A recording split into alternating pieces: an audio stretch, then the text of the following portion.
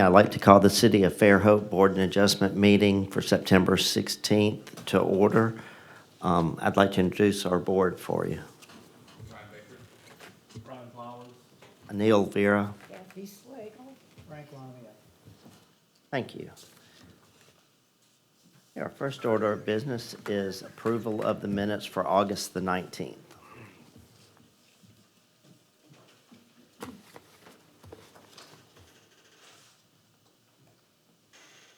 I make a motion to approve. All in favor? Aye. Aye. I saw Mr. Slagle on one of them, but that's all right. Sorry, I'll fix it. I don't mind. Okay.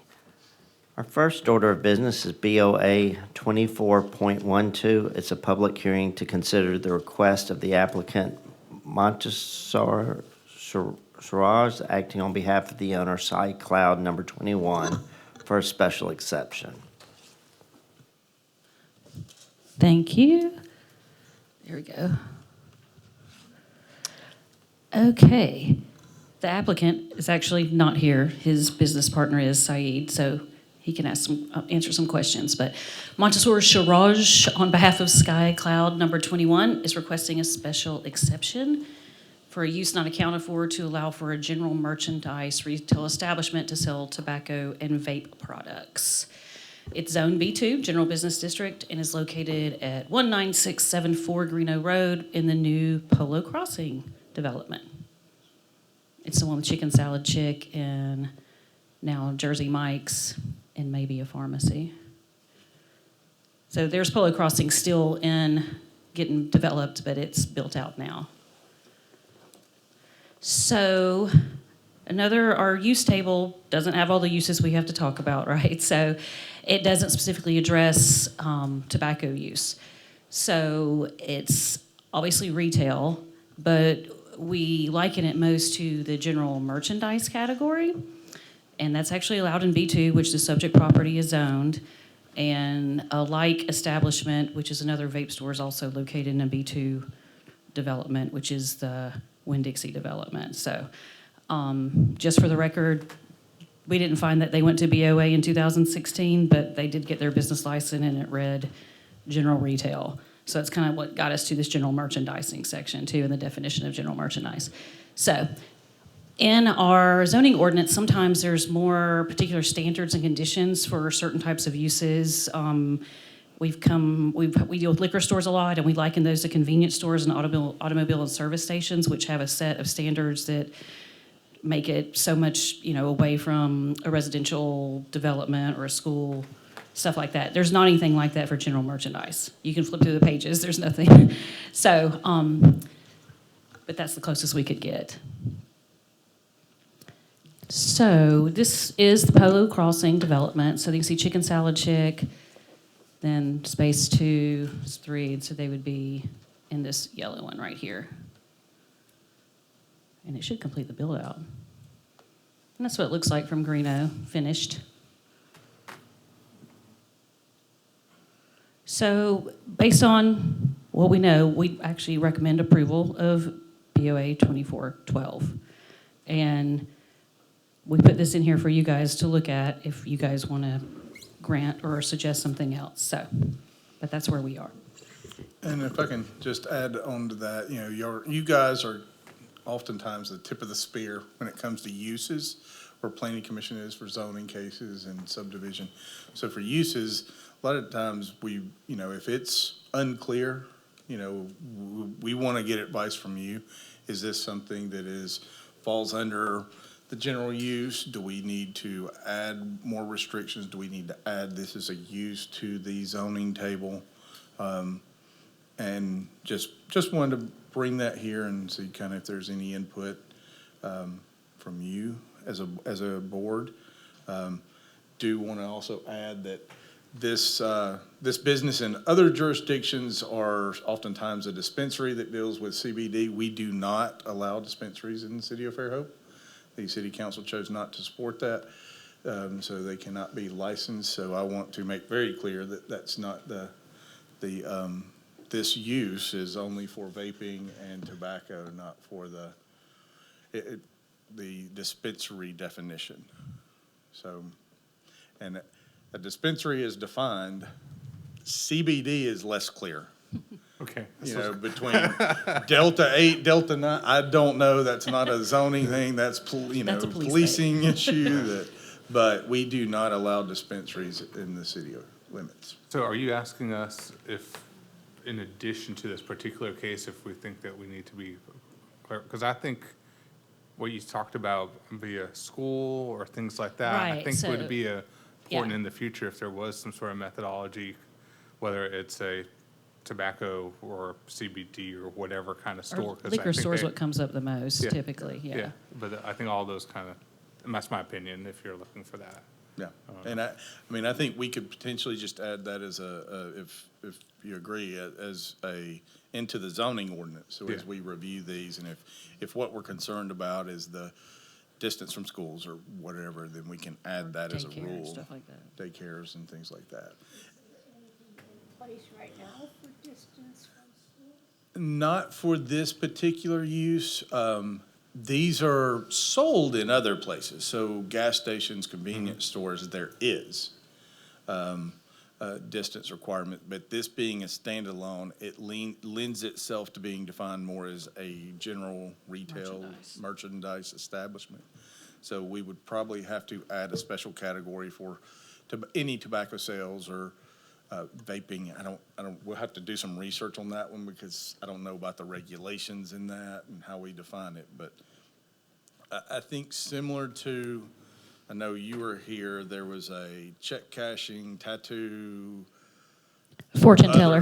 Fortune teller. There were some other things done a while back that, you know, it didn't prohibit, it just said where they had to be and located and some other standards. So this might be added to something along those lines, if you so see fit, or we recommend.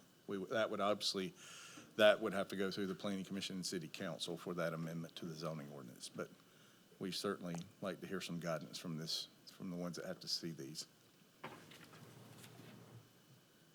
I would be in favor of y'all looking at it from that perspective and long term. I mean, I think that, but we'll hear from the applicant about this particular case, but, you know, in the big picture, I think that that's what y'all do in the big, you know, why we have restrictions for different parts of zoning for particular areas, and I think it wouldn't hurt, you know, to look at from the big picture on that. We certainly will. Okay. All right, thank you. We'd like the applicant to come up and add to anything that's been said. If you'll come up and state your name for the record for us. My name is Said Amli. And we just trying to open like a cigar shop and like tobacco and vape shop. That's what we try to open like in this location. Okay. All right. Is there any- What are the products you're gonna sell? Like a vape and cigar and like a tobacco. Tobacco for pipes? Yes. Like a cigarette to a pipe. Not cigarettes, No cigarette. just for Pipe, tobacco, yeah. loose tobacco. Yes, ma'am. It's a pipe.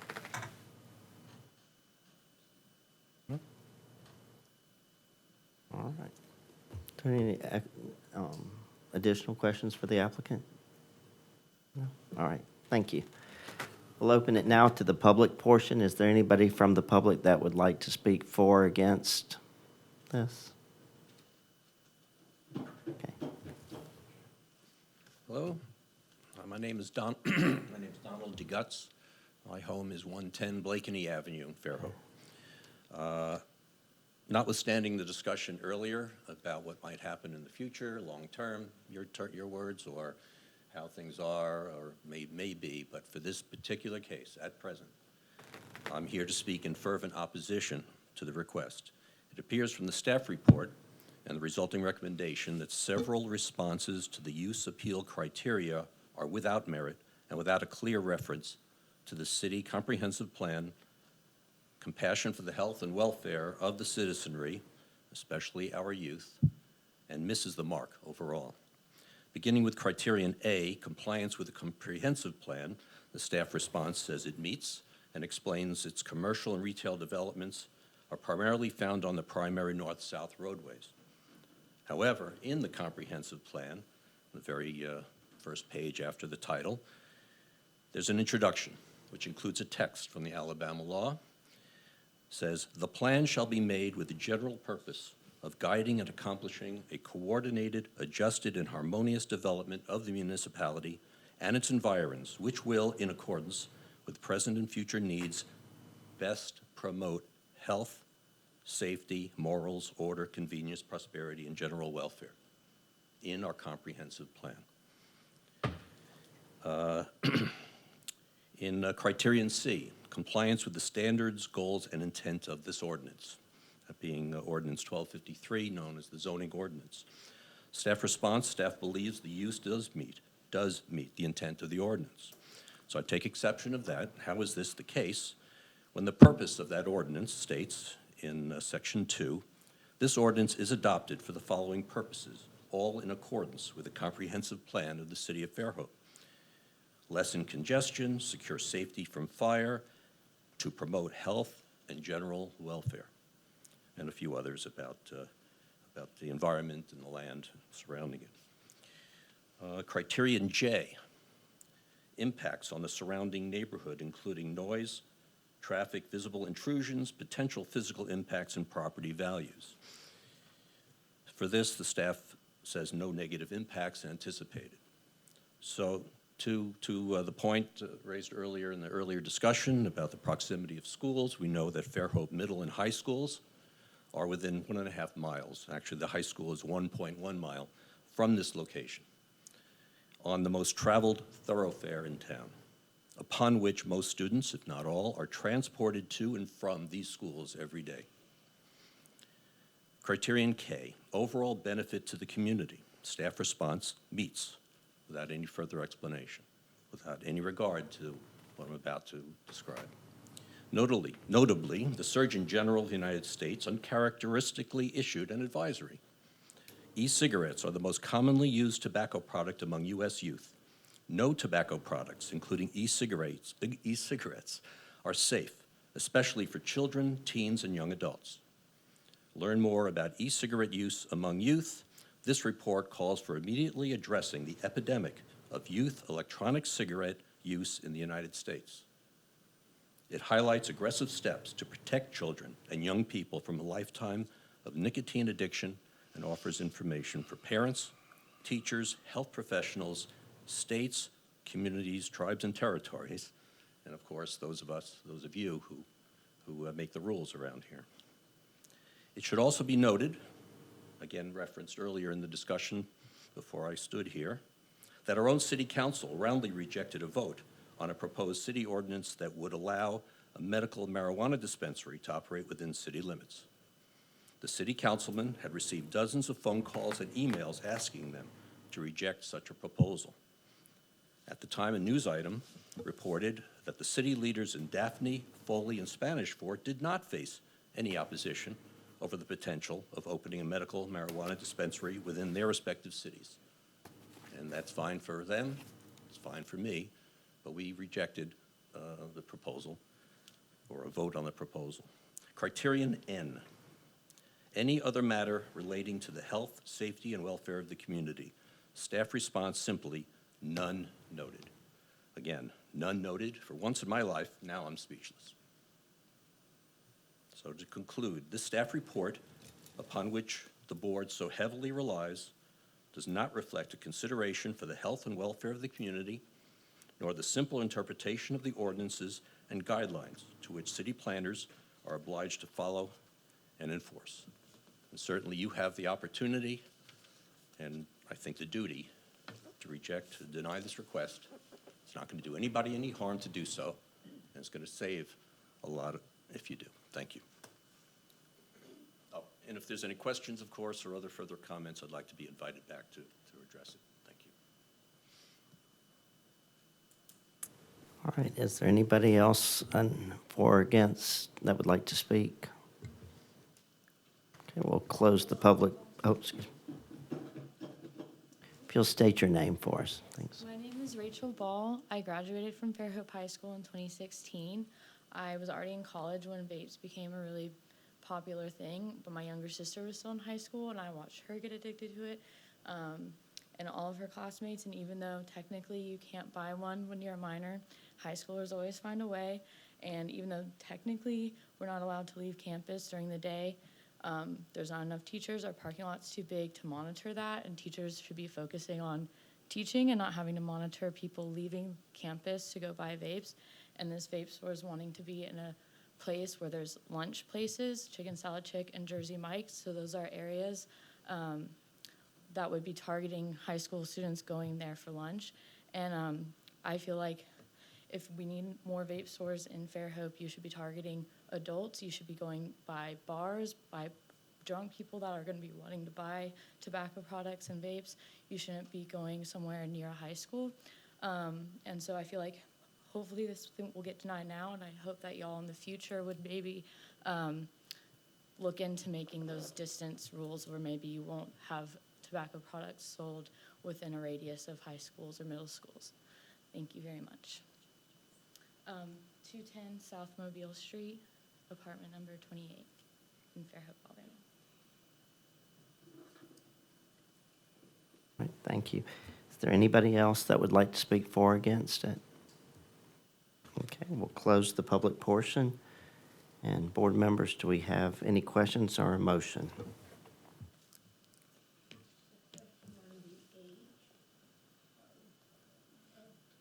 Buying? It's 21 and up. Should be like 21. We're not selling under like 21 years. So how do high school kids come in and buy it? We don't have, we open like, we have a store in Daphne. We have like a scan, we scan like the ID. We're not allowed to anyone like buying anything. He not allowed to be inside the store. Like he not allowed to be like inside the store if he not 21. And why is that? I understand that for a dispensary, but if I'm not mistaken, tobacco is 19. No, it's 21. Not just 21 now? Yes, sir. Good. I didn't know that. Wow. We're making progress at the state. Okay.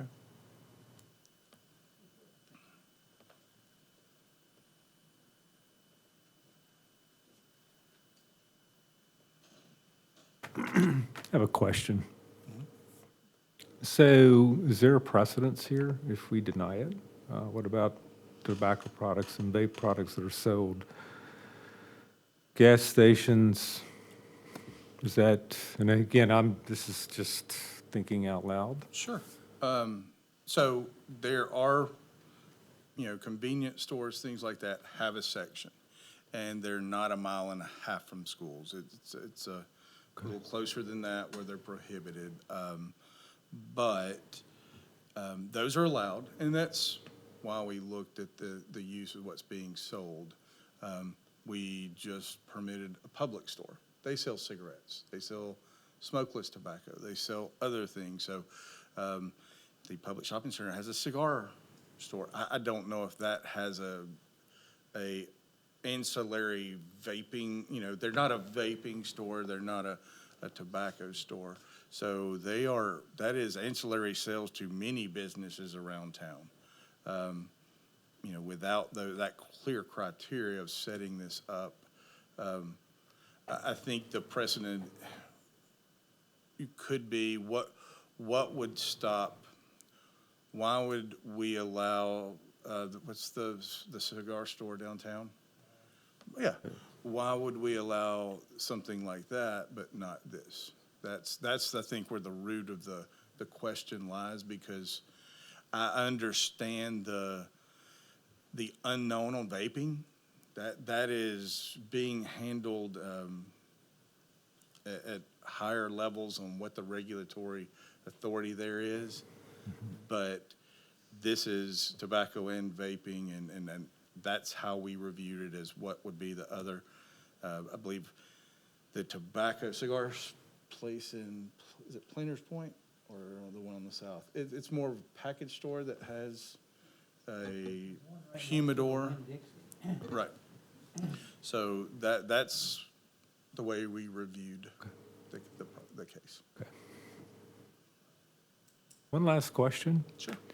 So the current businesses, which is Jersey Mike's, right? And Chicken Salad Chick.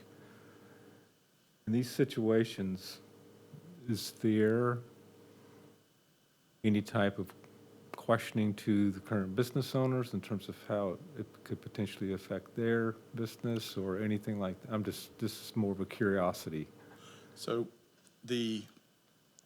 and just, I think, if most of you know, that was a relatively new building. Yes. And that went through all the traffic counts, all the parking requirements, all the landscapes things.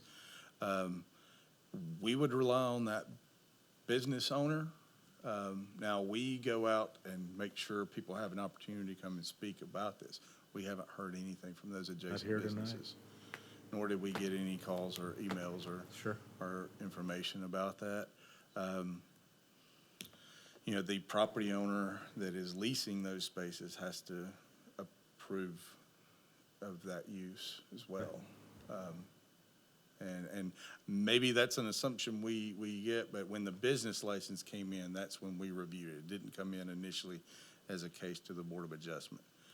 But maybe, I mean, we kind of assume when someone's trying to get a business license, the property owners are willing to rent to them.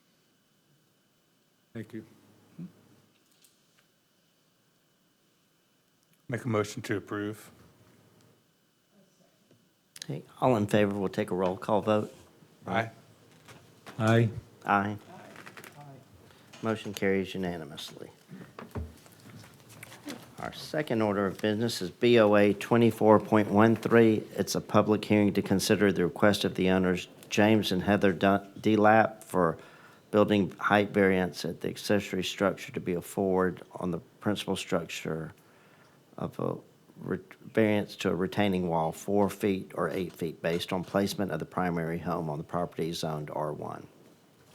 Before you get started, I need to recuse myself from this case. I'm architect of the next door neighbor, so I need to step out of this.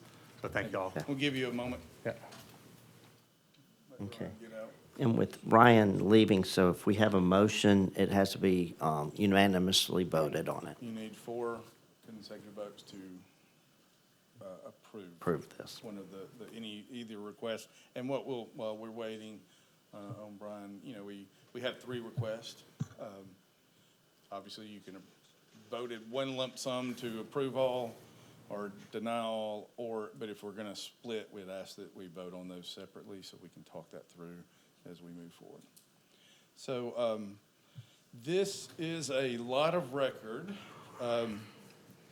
And it is zoned R1 in yellow. This is off Main Street. There is an aerial on the right that shows the kind of odd-shaped lot. And this is a subdivision, do you recall, Cindy? 2006. So this is an older subdivision. Frankly, our regulations probably would not allow this lot to be created today.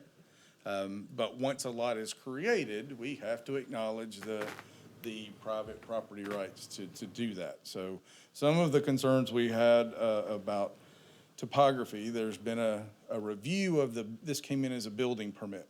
And geotechs and other people have looked and the plans have changed to accommodate some of that. I want to point out while we're here, this area on the screen, can y'all see my mouse as you're looking at the screen? Great. This area here and here on the zoning map is common area for this subdivision. So one thing we'll touch on in just a minute, we have a different requirement allowance from bayfront lots.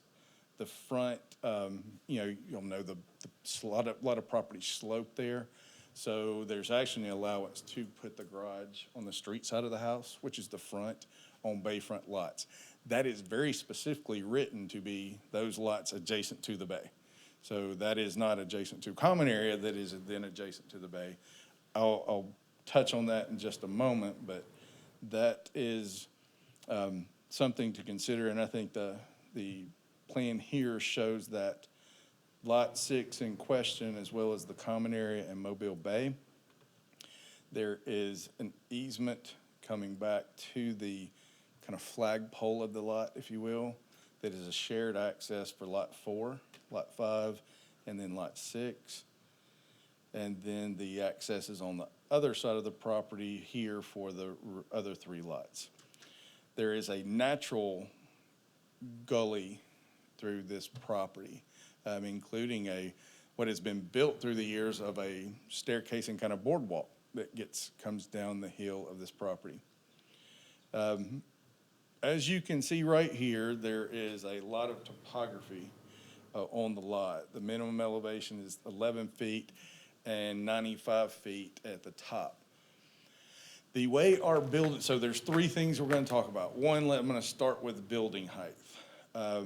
Our building height definition was changed right before I started, so about 6 years ago, and it takes into account the natural elevation of a lot, and then and that's the baseline. So you start with that baseline, and then you go to the mean roof height.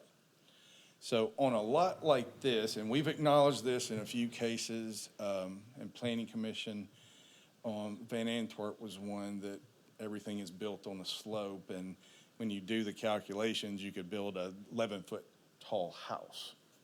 That was the unintended consequences of going some unique lots. So this one comes into play. The white area is the buildable area, or and I'm going to touch on that. It's a little different between, I think you saw some of the applicant's language of buildable area and set within the setbacks versus what's actually buildable. So he has a good diagram. Was the owner determined what the buildable area of the lot was? No, there was the setbacks created. That's the buildable area based on setbacks. Well, the geotech reports came back in and said, you need to be this far away from these slopes. So it kind of ate into the setback area. So we would typically say what's within the principal building area is the buildable area, but there's further restrictions based on the topography and good sense. So typically what we would measure there, and what we've done in the past, is look at the building footprint on unique lots, and we've talked about this ad nauseum in the Planning Commission cases. On unique lots like this, looking at the building footprint and taking the average natural elevation of that building footprint, what is proposed on the land, and measuring to the mean height. And that's what we're supporting in this case. And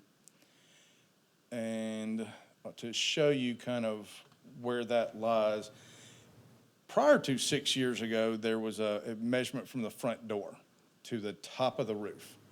And what was allowed then was 30 feet. So I'm going to show you this line, the upper grade. This is the backside looking at it from the bay. So if you were to go on the front of the house, the front door will be at this line. And going to the very top, it's 31 feet. So, that just shows you what you see from the front side and how close it is to what we've done historically. But with the average natural elevation, 63 to the mean roof height is approximately 27 feet, 2 inches, something like that, to here. So you're actually under the current regulations if you measure the building footprint. We do support that variance request, and it's really about the definition of how you define building height. How do you measure the starting point? You're proposing giving a variance for how many feet in building height? So we're not proposing to change anything to the dimensional requirement. Just instead of the average, to define the base measurement from the natural elevation of the lot to the natural elevation of the footprint of the building. That results in a 27-foot, 10-inch as measured from here to the mean roof line. So 30 feet is the maximum height. I don't recall off the top of my head, you might can ask the applicant what it would be if you measured the whole lot, from the, let's see, 95 to 11 foot. So average natural elevation would be 63 or 53. This is the way that he has that labeled. And he's got some math, so I'm gonna let him present his images. I just want to say we've done that in the past on some planning commission cases, when they were part of a site plan review or an MOP. We have allowed this interpretation. It's something we need to clarify and have in the regulations. What do you do on steeper lots? Because it results in, we saw one that would have resulted in a 7-foot tall building. And it kind of depends on which way it's sloping. Is it a long, deep lot? Is it a wide, shallow lot? It can really have an impact. So that is a solution we are working toward.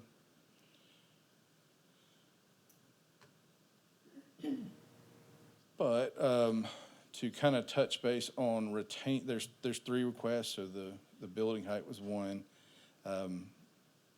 The retaining wall height variance. This is the one we didn't support. 1999, the city changed some regulations on building height, on fence height, appearance of metal buildings being seen from roads. There was a lot of regulations put into place that we've been enforcing for some time.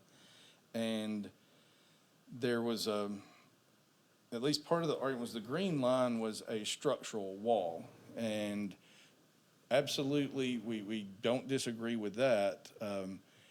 It's kind of screened from the neighbors by the house, so that was part of the reason the wall height, not to be an impact on neighbors and have some consistency there. But when you look at the entirety of this wall, it's essentially there just to retain the driveway. And when you look at that in elevation, you're looking, and highlighted on the screen here, you're looking at just retaining walls that are approaching 20 feet. I won't give you the exact dimensions, but it's approaching 20 feet. And what that would typically entail is you step those back. Depending on if it's in front or backyard, you get 4-foot high walls or 8-foot high walls. And that typically would be a terraced approach. So we understand the need for a level drive, but sometimes is there alternatives? And we did not support the retaining wall variance. And then there's also the accessory structure. So here's the diagram that was presented. So the green line is the setbacks, and the unbuildable area is shown, and this is not a city requirement. This is what their geotechnical folks said, to stay away from this edge with any structure or foundation. So that limits further. So when you're building, and we don't have a full design of the garage or carport. We just had a location where it was to be placed, but not being a bayfront lot, the garage carport has to be in the low rear of the lot. So that theoretically could require a driveway. Could they do that and be within their rights to get a driveway to the back of the lot and put a garage in? That might be a challenge, but it's possible. There's 2, and we struggle with this one a little bit because it could be just attached to the house and not require an exception. However, we did not see, because there is no one between them and the bay, we don't necessarily see a problem with this variance to allow it, in this particular case, to be in front of the house, located in front of the house. It acts almost as a bayfront lot. We think it would actually be a little less damage to the trying to get vehicles back to the rear of the property. But we'd also acknowledge that there doesn't have to be a carport or garage at all, or it can be built attached to the house. So we did support this request. You know, I think there's probably more conversation needed, but with that said, we did support the approval of the building height as proposed. And that's really about the definition of where to measure from. We did recommend denial for the height variance of the retaining walls, and then we recommended approval for the location of the accessory structure. But we want to see the final plans on that as well, so we'll do that through How many square feet is that? We have 3 sets of plans, and it's in there. Do not have that an instant recall, I don't believe, on a plan here, but we can certainly get that answer for you if the applicant doesn't. I bet the applicant knows by memory if we don't have it here.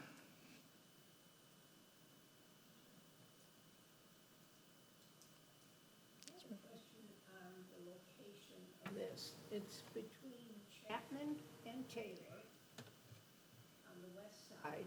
Mhm. And one driveway has a mailbox. The other driveway is definitely a private driveway. And then there's this driveway that goes down, and then there's a rope across.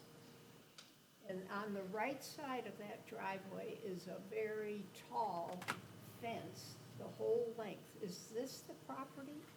And that fence is definitely 10 feet or higher. I mean, it's a long, high fence. That is I believe, that would be the neighbor's fence if we're talking That would about the be right to property. Their fence is To to the the north. north. Mhm. So when you drive in, and then you can see ahead, there's a rope across or whatever, and the property dips. I have not been on the property recently, but, so, yes, but when you pull in, it drops off, and there's 3 lots that utilize that driveway as you see it today.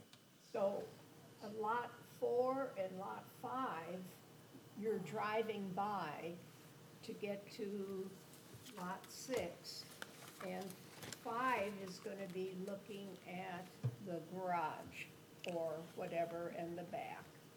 Yeah, that is correct. So there is a shared, the kind of brown is shared, and then the easement kind of splits. So lot 5 takes half of this easement, and then you see kind of the flagpole of lot 6, it takes half. I mean, we kind of brought this up. I don't know if lot 5 is the owner is in question. I know they were kind of talking about this, but it would make a lot more sense to have one shared drive for those 2 lots instead of 2 right beside each other. I think from a grading standpoint in this topography would make a lot of sense, but, you know, again, we have the lots platted as is, so I can't require that, but I think it would make a lot of sense to do that. On the picture that's on the screen, what is the orange? So this is Utilities. an easement. It's the easement. This is what, when you see, I believe what you're referring to, I'm almost positive, is where you see the chain. Yeah. That is, it's maybe a 12-foot drive right now, but it's a 30-foot access easement where utilities can be put to get down to lots 5 and 6, as well as making sure there's cross-access, shared access across that for lots 5 and 6. And I believe that was also lot 4's access. That was when the subdivision was done. There was some limitations on more than the 2 driveways allowed from Main Street. So lots 1, 2, and 3 will have a shared access on the south side. Lots 4, 5, and 6 would share that drive, curb cut, if you will, on the north side. One of the letters we got talks about wetlands and impact on watershed. Are there wetlands on this side? There are no wetlands that I'm aware of. The building permit, so the subdivision regulations, if there was a delineation done, I don't know what our ordinance was in 2006 exactly, but if they're not on plats, then when they are, when the building permit comes in, that's the building department requiring a wetland delineation. I don't think it's a pretty good slope, so I don't think wetlands are gonna be on this property, maybe in the little stream bed, but that's off this property. So, every building, every permit we do affects a watershed. So, absolutely, and there's a lot of effort to go in and during construction to ensure BMPs are up, and we've now got 14 QCI certified folks that are looking at projects. That's, as things are getting built, we're trying to make sure our contractors are keeping those well maintained. Is the common area where the gully is? Yes, I believe that does align. There may be some there's a boardwalk. It's kind of hard to tell when you get in there. I don't have surveying equipment if it meanders, but it's pretty much follows that common area strip, and that was the intent. So there's a boardwalk that comes from the top of the hill down. I haven't walked the whole thing, but it is a wooden, I don't know if that was the developer when this was done originally, or I'm not sure who built that. And even within wetlands, you can do elevated walkways and the like. It's been there some time. One of our letters, it says that Mr. DeLapp built a set of stairs that were not approved or permitted. So there is stairs connecting to that walkway. They were not initially permitted. That's when I think our building department got involved. They made sure the BMPs were out there and everything was vetted for those stairs. And you'll see that a lot of these lots do have a wooden kind of connection to that boardwalk. So I don't know the details of that permit that our building department had. We can certainly get more information if requested. But, we are two separate departments now, so I don't know the full details on what happened with that permit. But I have not, I'll actually say Eric said they did a good job of getting the BMPs in and all of the things there. Eric's our building official. So I don't think there was any outstanding things on that boardwalk.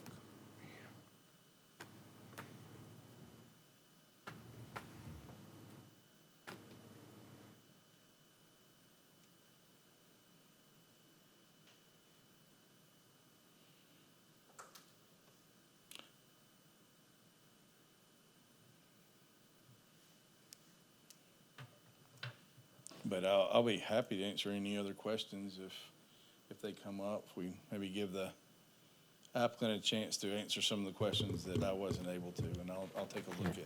So Kathy's question was, on this lot, there's some steps going to the common area. Is that correct? Yes, there are. We do not have photos of that. John, would you be able to get the Baldwin County parcel viewer? If we, okay, let's see if we can see, utilize a tool, and if we can get to the internet here. While I'm waiting on that, I'll see if any of them.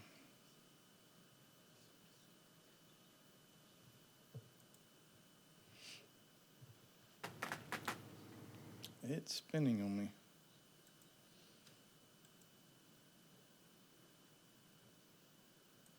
And I'm sure Mr. DeLapp can pinpoint exactly where that is on one of these for reference, but I'll pull up something So I think this might highlight.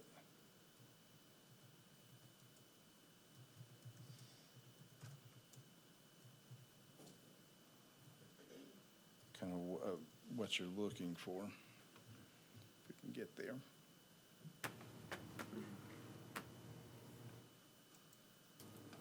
And why are the steps important? Why are the steps important? Oh, just reading the comment. Just Okay. this comment that they were done illegally. Oh, okay.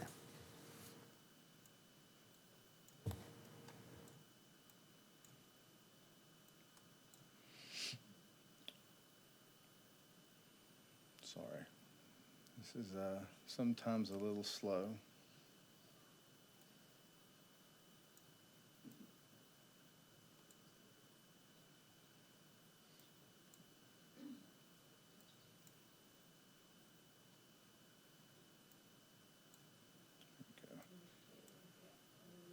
All right. For anybody that doesn't know, there's a pretty interesting tool. It's called Eagle View. And it may be a little outdated, but you have some good ortho pictometry. And I think we can kind of see how that topography falls if we can get the right angle.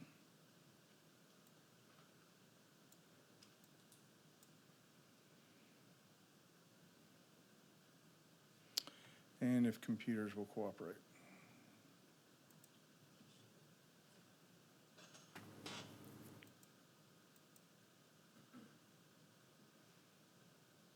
Which sometimes they do not.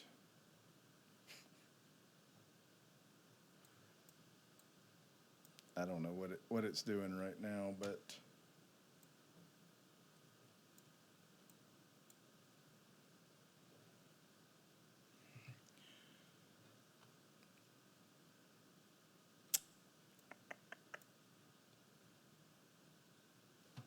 where else? Okay.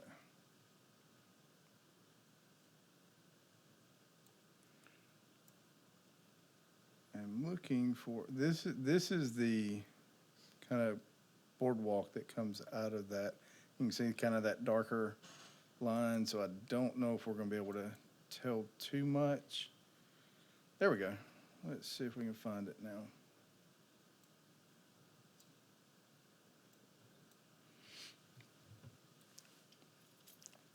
Well, this is frustrating.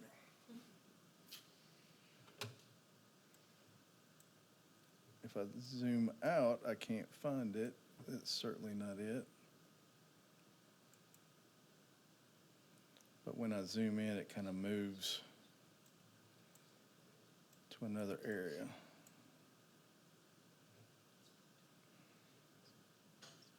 So here's the lot sits kind of right here. And this is the boardwalk that follows that gully. And the road, Main Street is this line. You can kind of see those power lines. So it all falls back down this hill. So everything you're seeing on that subdivision is sloping back toward the bay.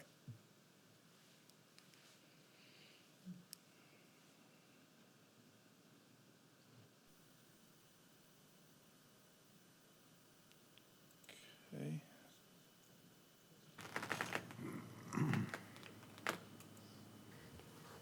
There.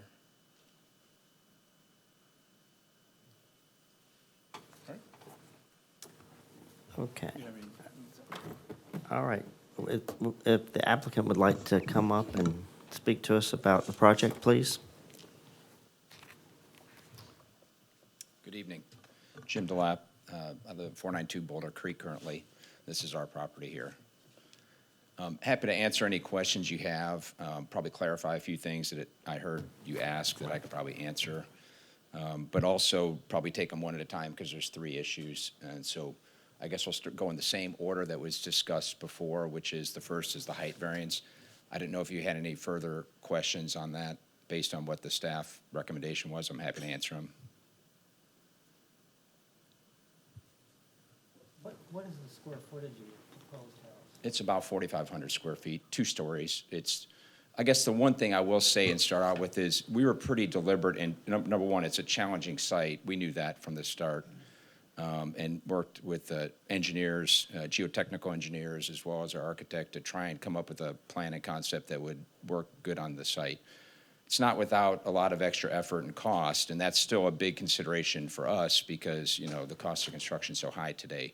But in doing that, we put the lower level below grade, and that green line, which I'll go back to, is the foundation wall for the lower level. So that green line you see it's like a lower level walkout. So some would say a basement, some would just say a lower level, but that green line is doesn't just serve, it's not a retaining wall, it's the foundation wall holding up the house above, but it's also the wall for the whole lower level. So that piece to the south that doesn't have a green line, that walks out to grade. And so that continues all the way around the north, the west, the north, the east, and then wraps around where the carport is going to be built. From that corner is the retaining wall, which is a landscape retaining wall, basically holding back the earth for the driveway so that it doesn't have such a drop-off, and you have to be able to get to obviously to the carport. So you need some type of retaining wall to do that. Where's the driveway, where the green line is? No, the driveway is right, and I'll move the mouse here. So Okay. this yellow line down here to this corner would be the retaining wall. Okay. That's a typical retaining wall, landscape, stacked block, tied back, that's holding back, so that you've got, obviously, access to come from. This is the only entry point to the lot. The only place you could come into the lot is right here. And so you would come down, and that gets you into this spot. Just make a circle. Obviously, without that, you couldn't get into the garage. You have to have some level of a wall, to carry you back at a certain point. Having said that, I think there was and we're kind of onto the wall issue, not the height issue, but I guess we'll continue on this. Only one other house built in this subdivision is Mr. Crawford, Henry Crawford. He's directly south across the ravine. And if you ever get down there and look, you'll see that the foundation for his house is probably 20-plus feet tall, stacked block. Because again, the slope drops off, so he has a wall, foundation wall built up to be able to hold his house level. His driveway comes in level, but his house, the terrain drops off to that ravine, much like ours. But instead of putting the whole house 20 feet up in the air, we opted to get the house nestled into the hillside and have just the retaining wall, a landscape retaining wall, come around and tie it back into the driveway. Again, it's not without a lot of extra cost and effort. Not a lot of people do cast-in-place foundation walls like this. Most of them are just block, walls. But the engineers recommended that this would be a good case to do that just because of the terrain, and it's just a more durable, sturdy foundation for that. What did you say the retaining wall was made out of? It would be block, it's like a standard retaining wall that you'd see at any, but for commercial area use or residential use that you're holding back terrain, and it can be, they can be really high. I mean, you've probably seen one out on 98 with that assisted living facility. I mean, there's one that's probably 50, 60 feet high, over there. Obviously, this would be nothing like that, and it's tied into the foundation wall of that carport. So they just tie into each other. And I think this graphic here shows us pretty well that this is the foundation wall that would be covered with brick, as well as, well, it doesn't really show it, but you can kind of see it sloping up here. So the max height here is about 15 feet from the ground to here, and then it just goes all the way back to zero. So 15 feet is kind of that height, and then it tapers back to zero as the lot gets back up to the driveway, if that makes sense. And so again, this is about, kind of find the cursor, this is about 15 feet high here, about 17 feet high back here. But then again, this is part of the kind of tied into the house. This is where the foundation wall wraps around. And so you're probably only, at this corner, you're probably really only about 12 feet max there, and then it goes back to zero. may even be less than 12. I don't have that exact number, but it's probably somewhere 10 to 12 at this corner where it starts, the landscape wall, and then comes up to 0. Outline of your property also? I'm sorry? Is that the outline of your property? The property goes, you see this dash line here, that's the property line. Okay. And so the property, and then it turns at that corner and goes up that driveway. So from the property line to the wall, it's wooded? From the property line to the wall, it's lightly wooded in there. We've already received the land disturbance permit and have cleared the bulk of the site for the footprint of the house. There's a lot of area that we didn't clear, obviously, because we want to preserve as many trees as possible. But where the footprint of the house and the driveway is, that was done at the beginning of this year, January, February timeframe, I think. But there's still a whole bunch of trees on this site, and if you go back, I'll back up to the site plan. There's still a lot of vegetation here on this hillside. We tried to keep as much as we could on this unstable area because the trees help reinforce that bank. There were 2 big ones that were completely dead that we had to take down. But other than that, we've tried to keep, and there's still ones that, aesthetically you may want to take down, but we're keeping them for structural purposes for the site. And again, your question was, this is generally wooded through here. What kind of effort was made to design this without requiring Any what? any variances? I mean, you've got a 4,500 square foot house. Yeah. What would, if you could do this without requiring any variance, did you try to do that? Oh, absolutely. I mean, I think we're going to back up to the first issue, which is the height. As I think Hunter pointed out, this is one of those conditions because you have such a drastic, because of the irregular shape of this lot, this is 95-foot elevation up here at the top and 11 feet down here. So you got an 85-foot change in elevation across the entire footprint of the house. The regulation that's in place today would not, you could only build probably a 10 or 12 or 15-foot tall house. So obviously that's not going to work. So no matter what you build there, you're probably going to need a variance in the height. The intent was to get it as much below grade as possible. It has a rather steep pitch and a kind of cupola at the top, but still we knew it would be within the 30-foot limitation.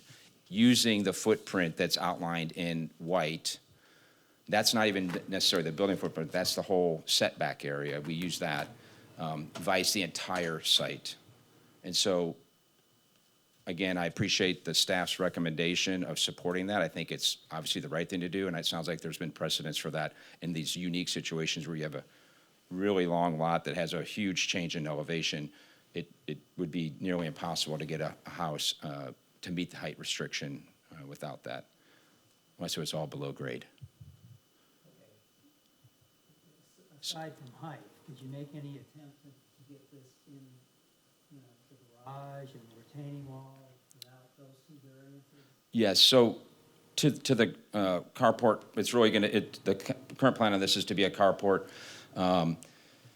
So number one, because we put the half of the house under grade, so it's down to a lower level, obviously you can't then get a garage under the house because you've got the livable area underneath there. So you couldn't put that below grade, and as was pointed out, it would be much more invasive to the site to try and get any kind of driveway around the side of the house to get in from the side.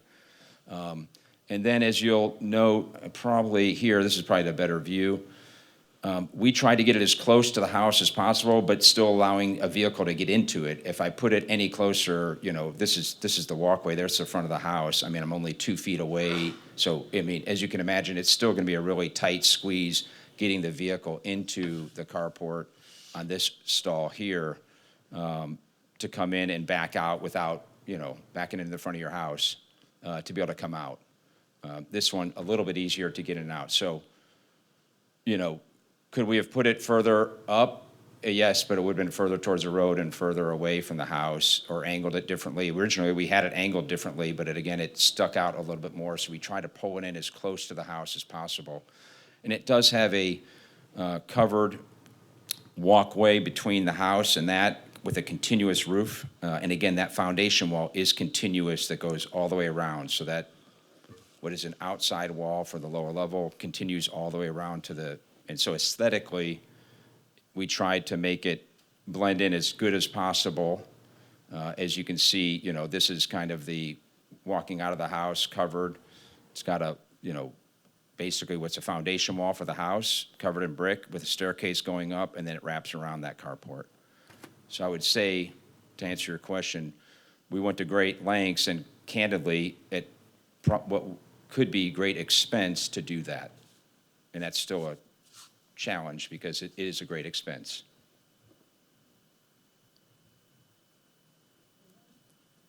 So that issue is on the height, and again, I appreciate the staff's recommendation to approve the height, and it didn't sound like it had a lot of challenges. The second one is let's see, what was the second issue here? Retaining wall, is that the second one? Well, the second one actually was the carport and in front of the house, which we just talked about. Again, I would venture to say any design you're going to come up with on this site, I've worked multiple designs for this. All of them are going to have some type of entry of a garage or carport in the front. The intent of the code and regulation on this with the bayfront lots is just for this purpose. Obviously, it's very hard, even though there's that small common area in front of our lot, it's still on that same exact terrain right there. So it's really, really hard to get around to the other side or the back side of the house. It'd be very, very difficult and invasive to the site. So I think we've addressed that one. And then the third one was the retaining wall. And again, I think I've explained that the green wall is the foundation wall. Again, cast in place concrete, then where it's exposed to the daylight, it's covered in brick as it comes around. The exterior here, How tall is that? it's about 15 and 17 feet respectively. So it is not part of the house. It is part of the house. It is. Yeah, it's the, Bottom, I'm sorry. it's the lower level Yeah, wall of the house? That's right. That's correct. So, And and let me clarify there, because I think this was always there is part of this that is the same wall that is the structural wall of the house. It extends outside the house. Simplest terms, if you can see it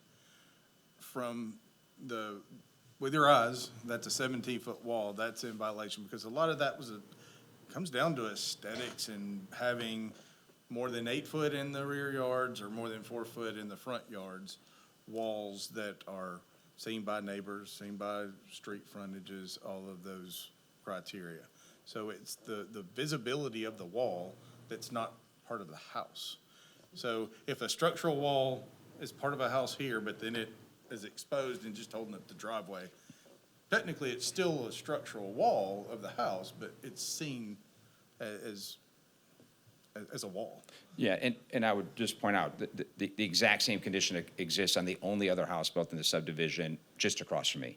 So if you turn south and you look at the house where Henry Crawford he has about a 20-foot block wall, concrete block painted, that holds his house up. Because he's just on the reverse slope, right? So he's on the other side of the draw. So he has the exact same condition. To the south or the north? To the south. The south of your property? Yeah, he's in my subdivision. To the north, that property and that fence you were referring to, that's not part of our our subdivision. That's the neighbor to the north. The neighbor to the north has built an 8-foot fence, and he's not part of our subdivision. If he incorporated this garage in the front of his house instead of a carport inside the house, would he still be looking at a variance here? No, not for that variance. That would, we did discuss, again, it's what, the applicant, there's alternatives. We discussed everything from could the house be built elevated on poles and not require retaining walls at all, and you drive under the house? Yeah, theoretically, but, that's not what is being proposed, so. But yes, we did talk about, you don't need a variance if the garage is attached to the house. And that got into a lot of conversations of what attached to the house, and I think it was proposed that, the structural wall is attached to the house. Well, just that structural wall is there to hold the earth back I'm talking for the about driveway. incorporated into that. Incorporating is a better word than attached, and that would not require a variance. We're not approving or basement, all we're doing is giving approval for the structure to be forward. If, We're not where it is, just can he place it forward? and I would, that is correct, if you chose to put limitations on that, how forward, because right now it's just proposed as being forward. So it could allow it to be up at the top of the driveway, that's not, Approving where it is now. right, right. We're just Forward of the approving house. the fact that it can be Forward of the forward. house, but theoretically, forward of the house could be anywhere, you know, on the property, that would allow that forward of the house. So you could, you know, you've got a couple options. If you denied that one, they would have to revise plans, and whether that's attaching it to the house, like I said, a garage carport is not required. They could choose not to have one. You know, you could condition it based on this site plan. So the square that's shown is the only place it could be put, or you could have a dimensional you know, there's a few options. Hunter, I have a question. The retaining wall, we're worried about the height of it. Is that correct? I mean, what else can he do? Yeah, well, and one thing, you know, we don't design, there's a lot of Right. folks in the design team that can help that. I know on the top side, you know, closer to the driveway, I know we had some discussion there, because even at the driveway, you're essentially trying to create a more level drive. And the wall has to be, because of the fall off, the wall has to be, what was the? About, it's 15 here at the carport. No, above The the- block wall is only about 12 to 0. It goes from about 12 feet here to about 0 there. Well, and what I mean is from the top of the driveway, it has to be 40 inches. Oh, yeah, yeah, 40 inches, so it's almost, and it can only be 4 feet in front of the house. So just what's on top of the driveway is 4 feet and tapering down. Anything over 30 inches has to have that protection so people don't fall off. So what was discussed is tapering that back, you know, and terracing it. So you have 4 foot, you know, maybe it goes about 4 feet. And you see some of those along the bay, especially if you're, you know, on the boat. You can see some lots that kind of terrace down that way so you don't have the massive walls. Now, that gets really challenging. You see the rectangle in the bottom right of the screen there? That was a common drainage easement for, was it just those two properties, lots 5 and 6? It's just for the whole site, because there's where you see this line here, which is the property line, that's another, you know, drainage. They converge, that comes down and converges with where the boardwalk is. And just also to kind of further clarify, they also have, you know, effectively rails that, you know, you can put in, so, you know, you don't necessarily have to have a block wall or a brick wall above the grade. It can be a rail. You just have to have something to be able to protect, you know, someone from stumbling off a 12-foot wall. And that's still defined, you know, limited in the height, walls and fences, and, I mean, all of that is included in our height limits of the 4 feet in the front yard. And to the question about, you know, what other option is there, I mean, you know, it's a great question. With the way, you know, we've tried to put the bulk of the house below grade to keep within height, you know, you have to be able to come in at a certain point. You know, if you put the house up on stilts and then put garage underneath and do a house, well, you're probably going to exceed the height even more than, you know, than what we're talking about today. So that kind of takes that out of play. But following the natural terrain is a challenge without doing some level of a retaining wall on that site. And, you know, even on the north side, there would probably likely be, as you see here, you know, even just a small landscape, just a regular knee-high landscape wall, just because, again, you've got the site slopes in 2 directions. So, you know, you've got to be able to have some areas where you're not constantly walking on an angle. How long have you owned this site? The property? About 2.5, 3 years. We've spent a long time working on trying to figure out the best solution. We haven't been in a rush, and we're still not in a rush, but we're trying to be deliberate, sensitive to the site, do something that, you know, fits in.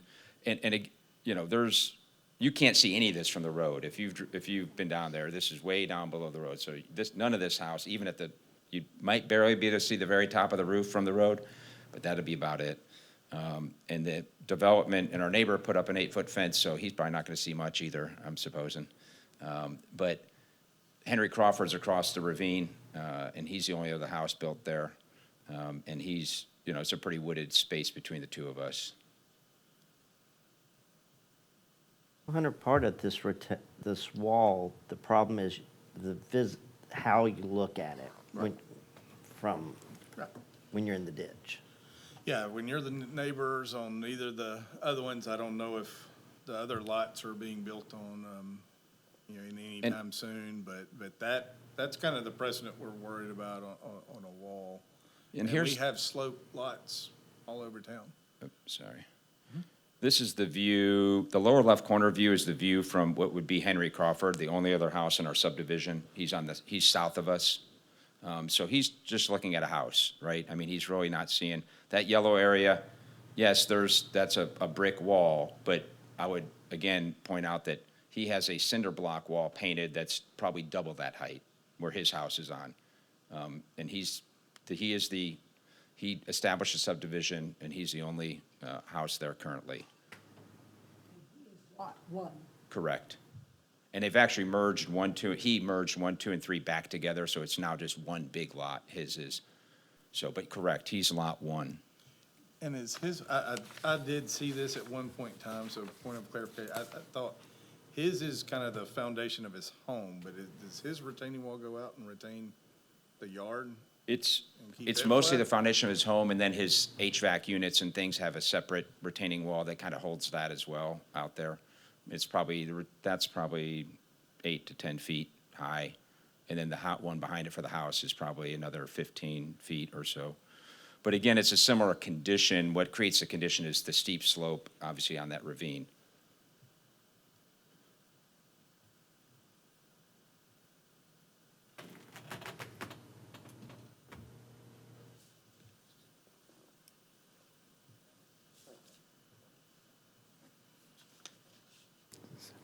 So Hunter, if he terraced it, would he would still have he would still need a variance? That was, we kind of stopped there because I think there was some discussion of could probably terrace on the, kind of away from the carport where it starts to curve in that picture you're looking at. That could be terraced to maybe get it down, but we never saw those revisions, so. That was where we're here. If they could get the variance, you don't have to revise that. But I don't know that dimensionally if you could terrace it, because where the limit is, the front line of the house, forward back to Main Street is limited to 4 foot in height. The, behind that line is 8 foot in height. So there is some flexibility there on where you're at. Again, that could even help if the carport was attached to the house, because that moves the front building line to allow 8 feet instead of 4 feet. But I don't know. That's kind of the design challenge for the designers. Is there enough room to terrace that back? Probably not that 17-foot section. Now, could that be at ground level, expand the footprint of the ground level? That's adding square feet, but you could almost say the carport, where the carport sits, could be a 2-story home, and you're not seeing the wall. I think there's quite a few solutions, but, we're just kind of looking at the plans. Can we table this and see what the revisions would be? Because there's going to be economic impact. Well, just stay away from the economic impact. We'll talk about variance. But I guess the question is what are we asking to? Well, we're talking about different revisions. Just listen to Hunter. There could be possible terrace, the terrace. And I don't know if there's plans that have already been drawn up. And again, I'm just kind of thinking out loud in terms of. Effectively, I think to terrace this portion, which is part of the house, the foundation wall, right? That's a cast-in-place concrete wall. That's part of the foundation. To terrace that is not feasible for 2 reasons. Number one, it's not required in terms of function, holding back that thing. But number two, it wouldn't fit, right? So you couldn't, there's no depth there's no more lot to go onto to build it out. In the yellow line, correction, where the landscape wall would go, it would be a rather quick estimation on whether you could bring that out far enough. In other words, That was the 4 line I foot, step was back, talking 4 foot, about. 4 foot, step back, 4 foot, 4 foot, step back. By the time you do that, whether you have to be out, 12 feet, 15, 16 feet, I'm not sure, we'd have to run the calculation. You would probably begin to hit this drainage easement, I would think, if you did that here in this corner. It wouldn't be that high up here, so it may fit there. But again, you're building twice or 3 times the amount of wall when it's not required from it. You're building more wall to build more wall. It's still gonna be the same amount of vertical wall you're gonna see, whether it's 4 feet out. When you're walking down and looking at it, you're gonna see 4 feet, setback, 4 feet, setback, 4 feet. It's still 16 feet or 12 feet or 10 feet of wall you're looking at. It just has a planter built in between, apparently. But I would argue that's not necessarily changing anything in terms of the amount of block wall that you're putting up. I was thinking about this, we're supposed to be looking at hardships. So you got an unusual site. I understand the height problem is a hardship because of the slope of the site. The garage or carport is a choice. You don't have to build, you could incorporate this in the 4,500 square foot house, that's a choice. The retaining wall, maybe you have to have a retaining wall, but maybe there are other ways to do it, to lower that thing. Those are sort of choices, and if you move the carport into the house, make it, maybe you don't have so much of a retaining wall issue. So I keep going back to, where's the hardship in all this? You know what I mean? You're making, the hardship, I understand the slope of the site, you got a height problem. That could be considered a hardship in my mind, because it's a natural lay of the land. But, the carport, how you design the carport, how you design the retaining wall, those are choices. So, that's just.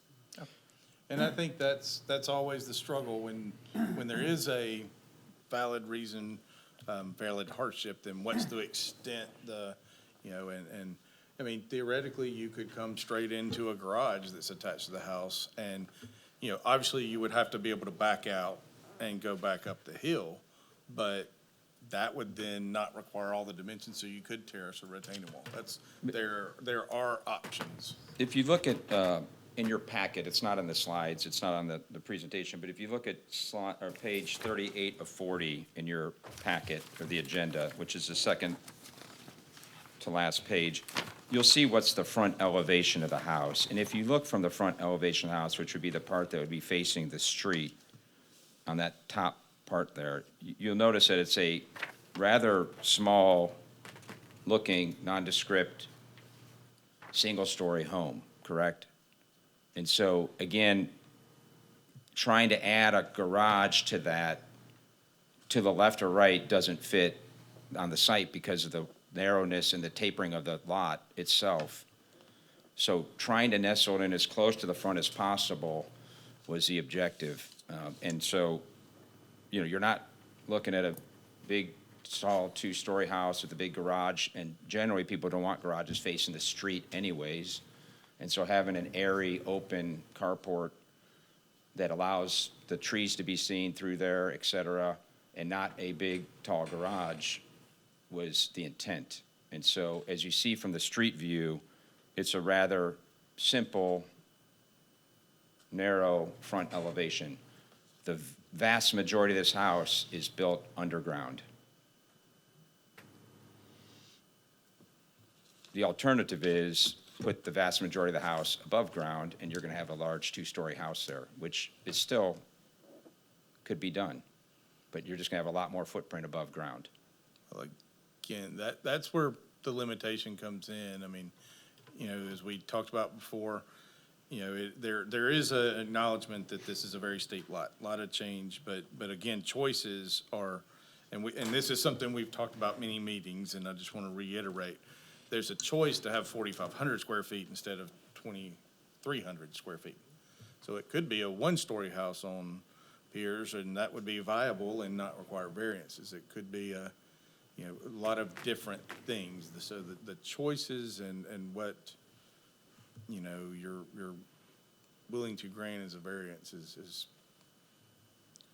always the challenge. But you know, I would like to see that at least an attempt at some of the terraces and terraced walls or a different option on, you know, whether that's connected or the garage is connected. So maybe tabling, and if they're not in a hurry, then that's not an imposition on the applicant. Well, I'd say not in a hurry. We haven't been in a hurry getting to this point. But obviously we want to get to construction. That's the goal here, to get our permit and get construction. So, you know, we're very slow and deliberate to get to this point, to do something that was nestled into the hillside nicely, not just plopped on top of the hillside. And so I think, you know, again, the concept and the vision was to do that.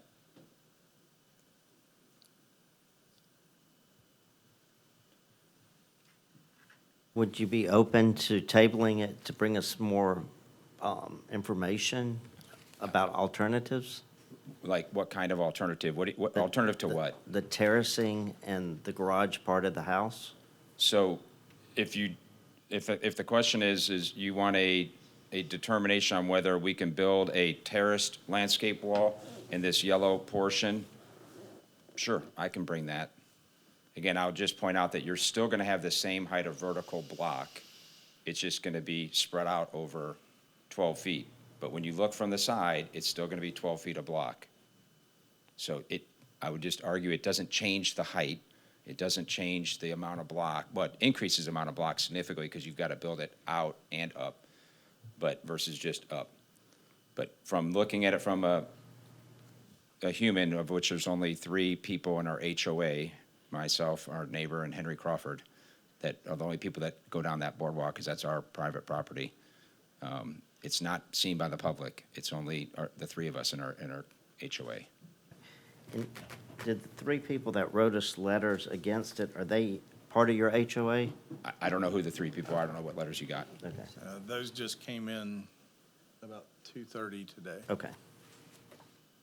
So if you tell me the last names, but on that slide, it tells you the owners are small, let me see here.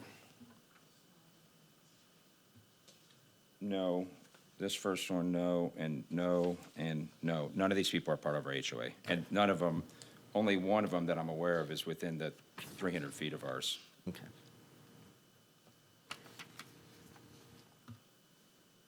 The one is the one to the north that built the 8-foot or 12-foot or 15-foot fence.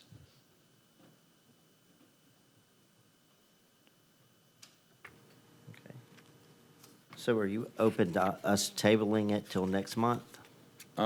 Again, I just want to make sure I know what I'm supposed to be getting you. If it's just this landscape wall and figuring, No, here, look, here's our mantra.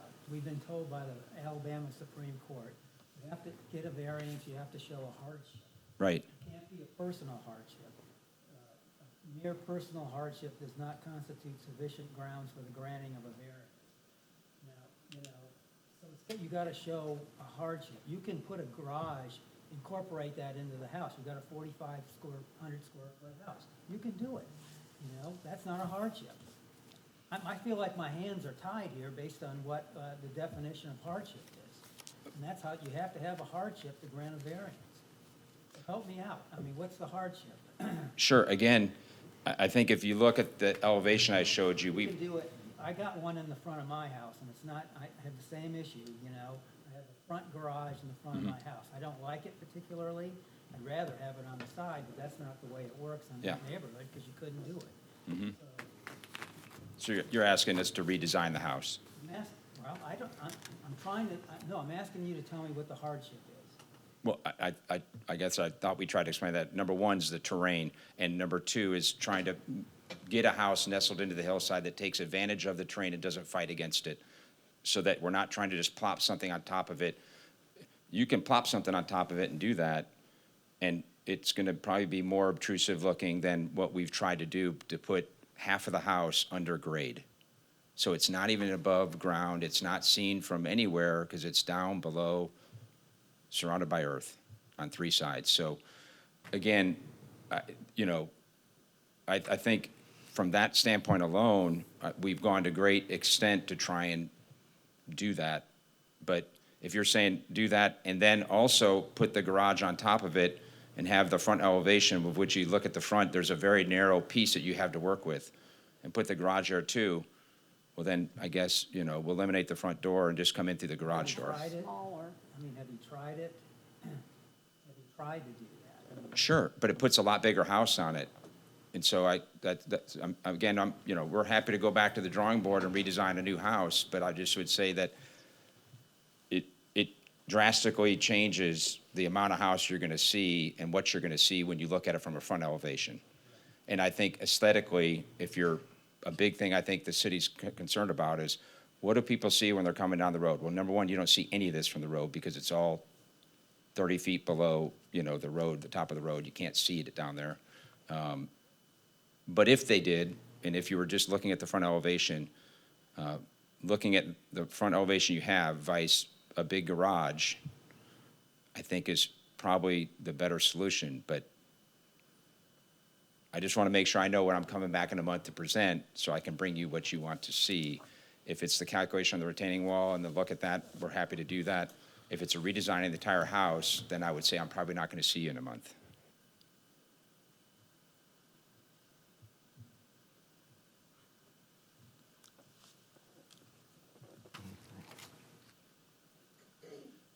I guess I'm not understanding and it's a bigger house. I don't understand how it's gonna require a bigger house, because that's capped. I mean, looking and the variance for the height is allowing this, but, you know, I don't understand how we're going bigger in the house to integrate a garage.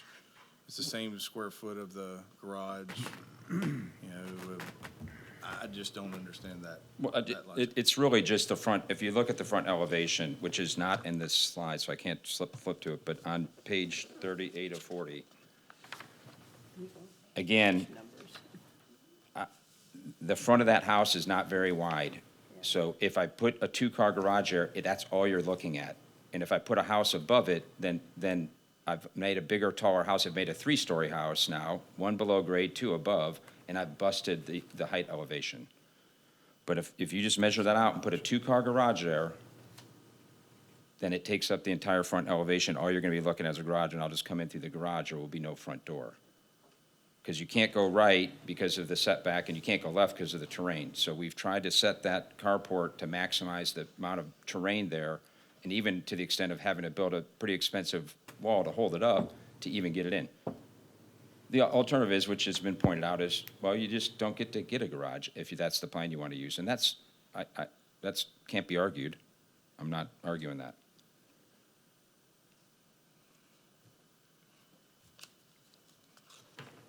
But sort of your question, I mean, I think what you're asking is bring some new concept plans of how to lay out a house on this site. And if that's the case, then we'll go back to the drawing board, but we're not going to, this is a whole new thing.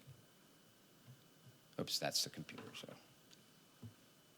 And I'm not, you know, you can tell me to do whatever, but I think that's what you're saying. I'm just trying to figure out how I can justify, you know, tell us you gotta have a hardship. So what's the hardship? You're gonna mess up the front of the house, I guess that's the hardship. It's just a matter of what you'd like to see at the front on that case. But again,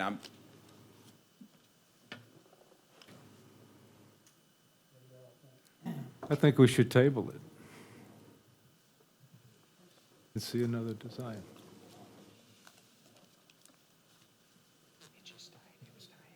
Because me personally, I can't visualize it.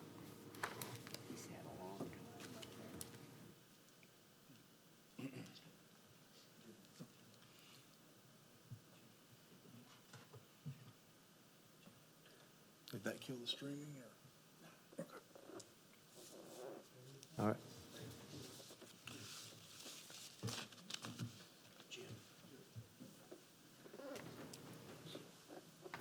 So, Hunter, if we decide to table it, Can we do that without the owner's permission? Yes. Once. Once. Right. What do we want him to, he's right. What That- do we want that's- him yeah. to do? I mean, what if we Yeah, table it, I'm what- happy to do a site visit. I'll meet y'all out there and we can walk it if you'd like. I'm happy to do that and bring the plans. I've even got a model I've built, so there's a whole model. We can sit and look at the model out on the site. We could do that. But again, I just need to know if you want a table because you want me to bring something back. I just want to bring back what you want in 30 days. I'm happy to do that.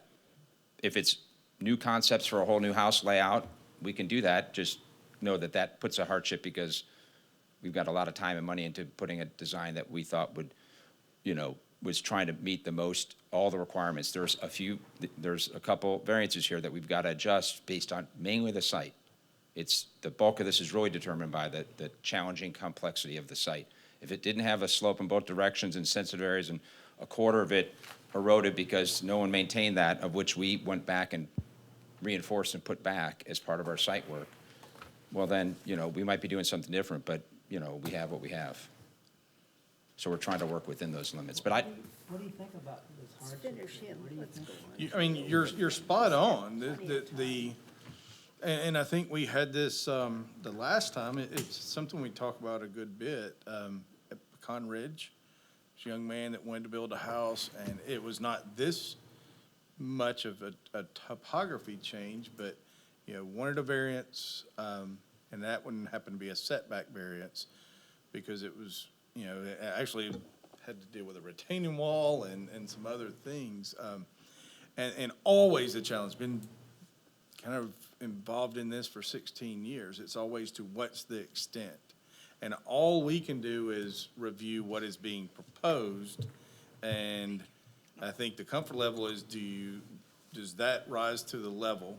And there's always a personal choice versus, I don't think anybody is arguing that this topography and the shape of the lot, it meets the exact definition of hardship.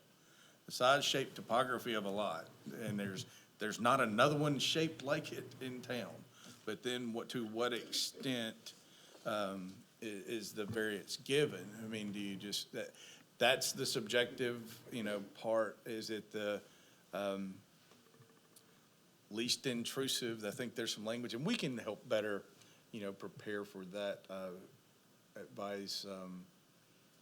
If we do have a month to do that, because like I said, what would it look like if we were looking at a 2,300 square foot home on Pierce? It's not what's being proposed. Well, But would that have the same?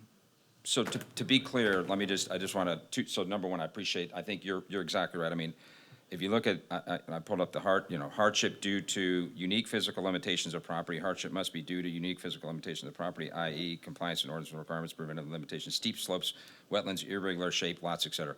Clearly the hardship is you're working on a really complex lot that's sloping in both directions, got ecological stuff that we're trying to make sure we do all the right things from that standpoint, and put a house in there.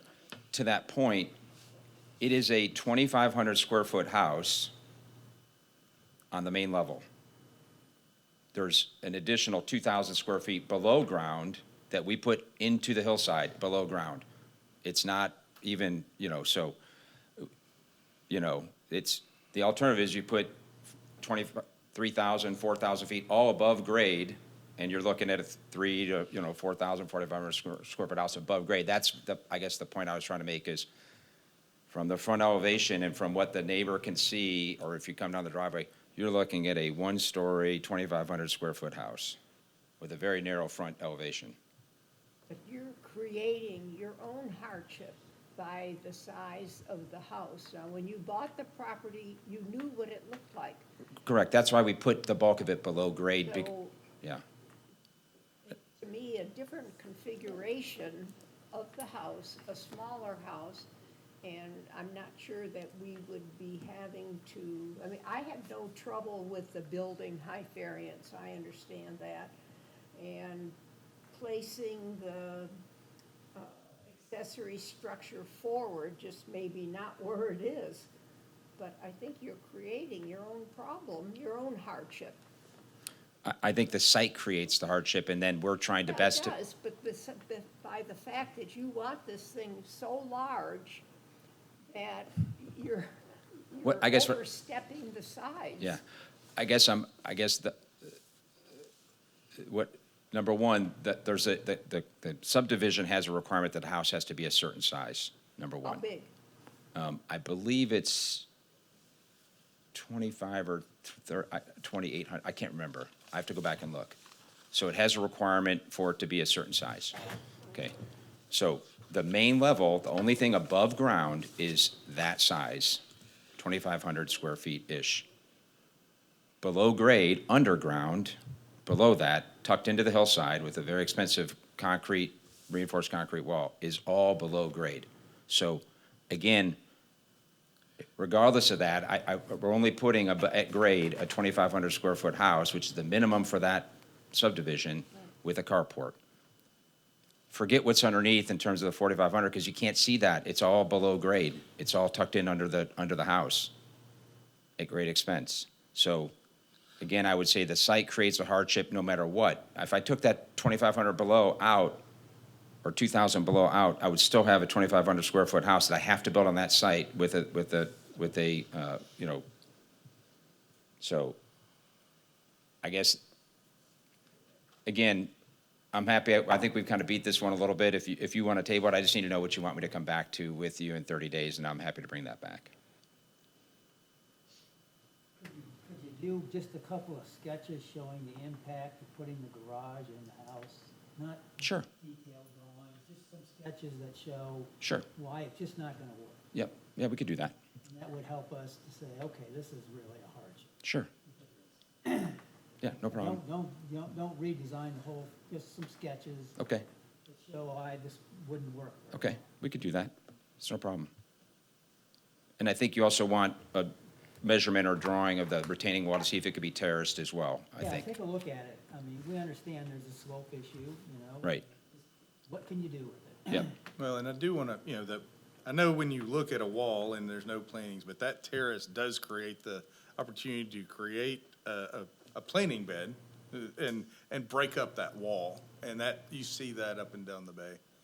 So we do, and I mean, I don't know what the view from the bay would be here, but. but you There's do none see- from that. That's just, the only thing in the scene that is the ravine, that's just by the ravine. You have a tall wall, Hunter. Could you put plantings or vines on it that soften that? Absolutely, and that's the point of the terrace, you're creating some planting beds to do that. And that can be certainly something we can consider if there's areas where it can't be terraced. And- You could make that condition as we see the Certain new plantings or plans. vines? And I would tell you, that's a great point. I would tell you, if you go down there, these vines are growing everywhere down there. And when that wall goes in, it'll be covered in probably 6 months with ivy. There's a ton of ivy naturally down there, and it just grows right up everything. So I expect that anything there, and we would actually love that, because that's, I'd rather look at, number one, no one's going to see it, but if you did happen to go around there and look at it, it would just be ivy covered. It'll do that naturally, and we'd be happy to plant more, even to encourage it, but And I mean, if the sketches on the, see where it can be terraced, where it can't, and if we can look at that. Now, I would prefer it not to be ivy. It's an invasive. no, I mean, That it's is- a natural, whatever it is. It's not an ivy, it's some kind of, ground cover thing that's But there. there's some good, No, it's not kudzu kudzu. probably. There's a lot of kudzu. No, it's So- not kudzu. It's a really, there's probably some of that, but there's a real nice ground cover grows all between that area. It's just natural in there, and it's really nice. But there's plant material. I mean, if it comes to that, we can help. There's some plant materials that can be chosen that could work. Wisteria, maybe. That can choke out that's a kind of a tree, it gets up in the tree. Again, we can get some plant material that would be, there's some climbing vines that climb up the walls and don't spread out into the woods. So there's some options if that's where we want to. So Hunter, if we table this, do we still open the public portion? You did, all right? No, we have no, not. No, we have not. Okay. Yes. Okay, all right. So open the public Okay. hearing. And there may be other concerns we can Address. address as well. Okay, great. Okay, thank you very much. So you'll be back, we're going to table it, but you're going to be back, And bring in 2 items, right? yes. Sketches of a new front elevation layout and a wall calculation and layout, correct? Correct. Okay, thank you. Okay. All right.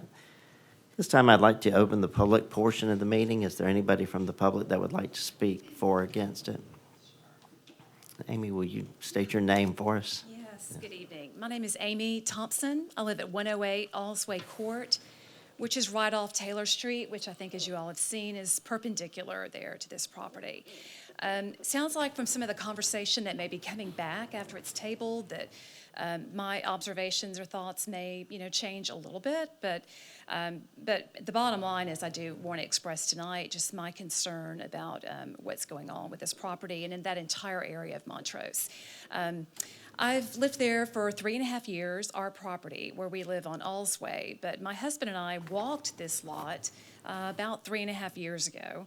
Actually had an interest in it ourselves. My husband was an engineer. He was a civil engineer and a geotechnical engineer. So his eyes were on this property and the enormous challenges. He said, it's beautiful. This is going to be a construction nightmare. You just cannot do it. It doesn't make any sense. So you fast forward, and I've driven by this property. I do it probably 12 times a day or more. And I've seen the for sale signs come and go, as no doubt people have been wooed by how beautiful it could be, but then, quickly realize this is just almost impossible. And there's a reason for that. I mean, Mother Nature sends us what she sends us for a reason. We have the gullies and the ravines and the beautiful kind of amazing topography of Montrose for a reason.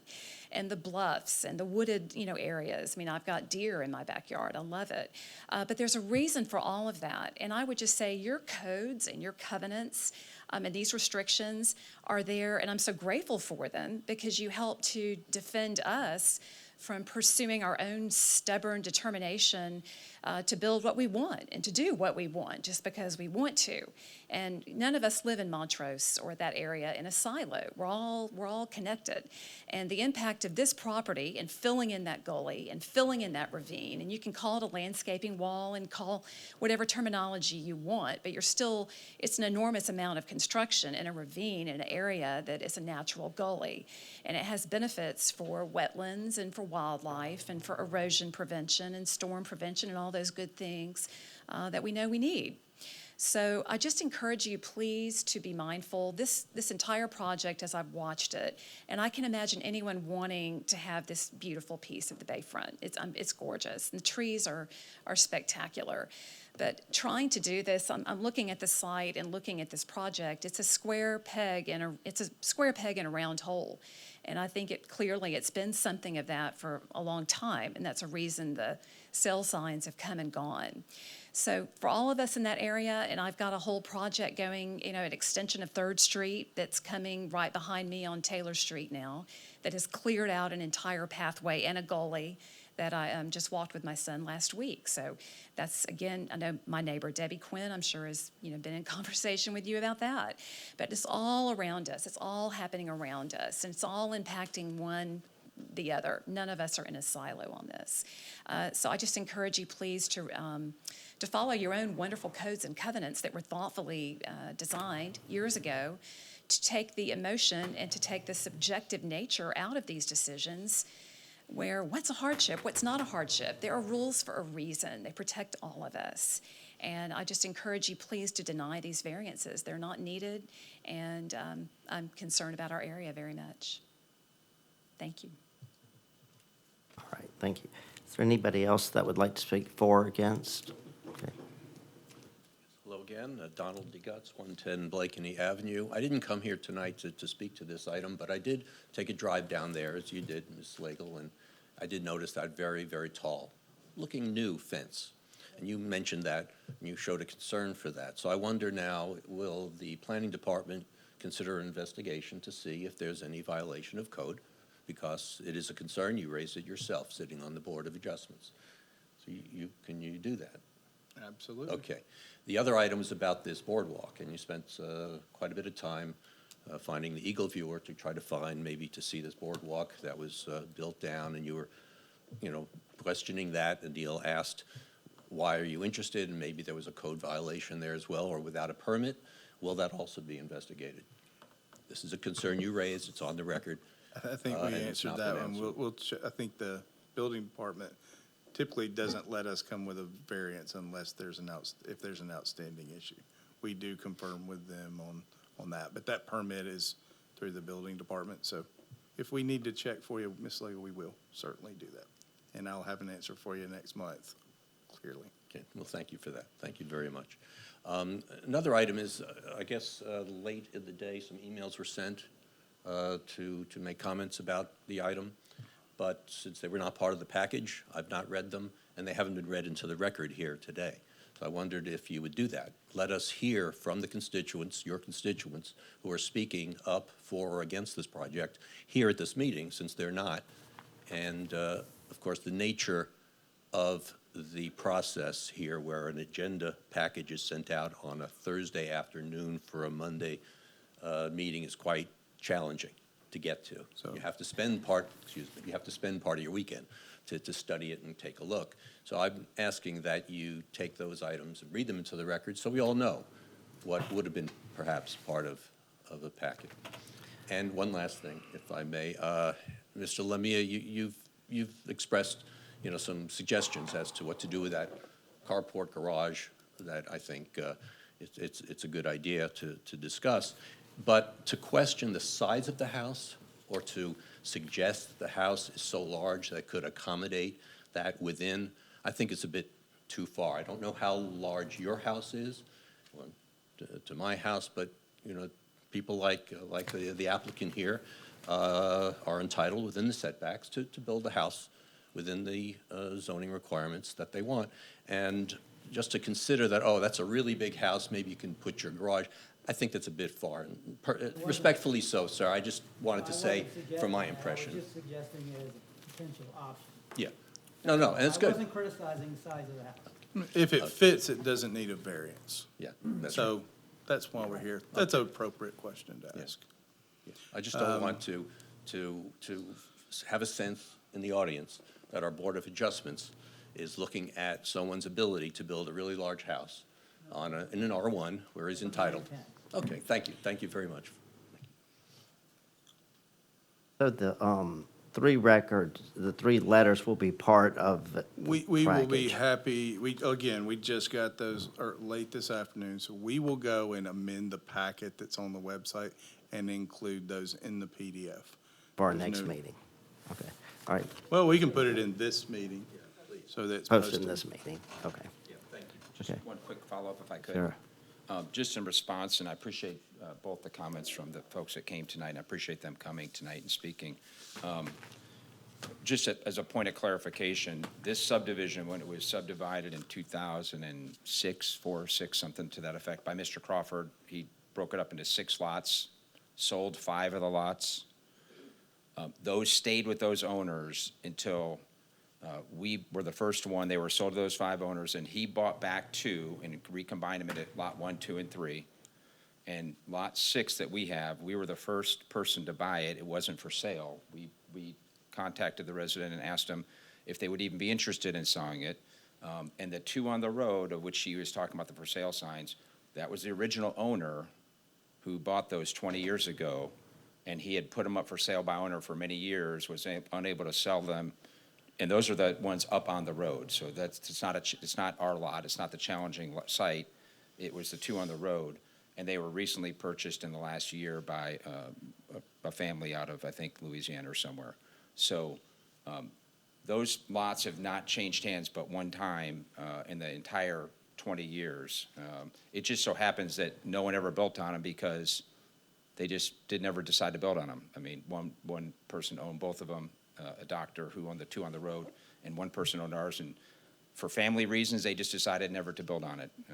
So anyway, I just want to point out that there has not been a bunch of people trying to sell and figure out that lot. That's not been the case at all. It was only purchased one time. Talking about 4 and 5 that have recently been sold. They were just purchased by a family. 4 is on the main street, the other one is on that drive. Yes, but they're both, they're contiguous and they're generally a lot more level, I would say. 5 has got a little bit of slope to it towards the bay, but the one up on the road is just a pretty flat site right on the road. So I just wanted to clarify we also saw those signs and quite candidly was frustrated because they were shoddy-looking signs out there, and it just wasn't a good look, but they did sell, and so someone bought them. And they said probably in 3 or 4 years when their kids graduate high school, they plan to retire here and build a home there, but it'd be a while. And we want to build a nice house in the Montrose area. We don't want to add to the, any challenges. We think by doing the concept that we have, it was trying to be sensitive to the site. And again, hope that it can be done, so appreciate it, though. Thank you.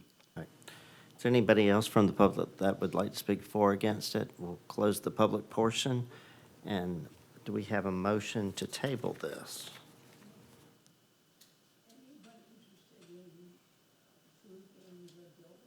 Variance and getting that out of this? Okay. Can we do that? Go ahead. There's no benefit to the applicant to do that, so just in case if we're tying that to a building footprint, just in case he tweaks that. Is that do you, any reason to have a variance for height if the other two are not there? The only reason I would, and it probably is if we change the plan and we eliminate the need for the garage and the wall requirements, but it still needs a minor height, I think it would be beneficial to us that we wouldn't have to come back through this process again if it was using the same criteria, meaning the buildable site, and it was within the 30 feet in the buildable site, not the entire lot. So I would appreciate at least approval of saying it can't exceed 30 feet within the building setback area that we can live within. And that would be good, because if we do come back and change it, I wouldn't have to come back here again and go fight that process, because there's a potential that we could redesign something that eliminates the garage and the retaining wall, something, if we come back with a design and a concept. And why that's important, there is a precedent, we have looked at others, but we've always said the building footprint is what we're gonna measure. And miraculously, and we haven't even had a chance to talk about this, the way he did it, his math and my math came up with the same answer, even though so there was no effect. But I think for the same reason that he's worried about, I would like to finalize have a comfort level of the building footprint before we approve the building height, so that we're not having to come back later when we get some clarification on building height. I don't think that's, Well, I would the one I use is the entire setback area. yeah, we do not support using that, because the building footprint is the precedent we've used for, and it works fine. Yeah. Same I'm fine. reason. Either way. That we've done, and you can see some of those on Van Antwerp, and there's a couple others that we've looked at recently, so, defining the buildable areas, especially when we've got a buildable area that's inside the setbacks and then another area carved out by a geotech requirement. So I would ask that we hold off until we get closer to a final building footprint. We have a motion to table this till next month. Okay, all in favor, roll call. Aye. Aye. Motion is tabled till next month. Okay, our last order of business is a holdover from last month. It's, I can find it. Mr. Chair, just a old, Yep. we did get an email from the applicant requesting to table this again. They didn't get some of the plans back in. Do still continue to pursue the variance, but we'll be back in October. Okay. We did get that in writing to request a table Sure. that one. So do we have a motion to extend the table for another month? And I think there's no harm in that. I think the way it's written, if they let us know before finalized, then it's within their power now to extend To that. do that. But could we have a motion to accept their request? Sure. Okay, I move that we accept their request. request, okay. Do we have a second? Second. Okay, all in favor, roll call. Aye. Aye. Motion will be tabled till next month. Okay, is there any old or new business? Okay, so we will have two meetings, meeting next month, and is there any new?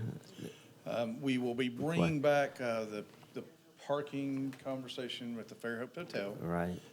Use, and then we have a new one, and then, yeah, and we also, there's, the American Legion has has tweaked their plans a little bit. Okay. So, if you recall, that was a use approval and kind of site plan driven, so they've got a few tweaks they want to propose to that one.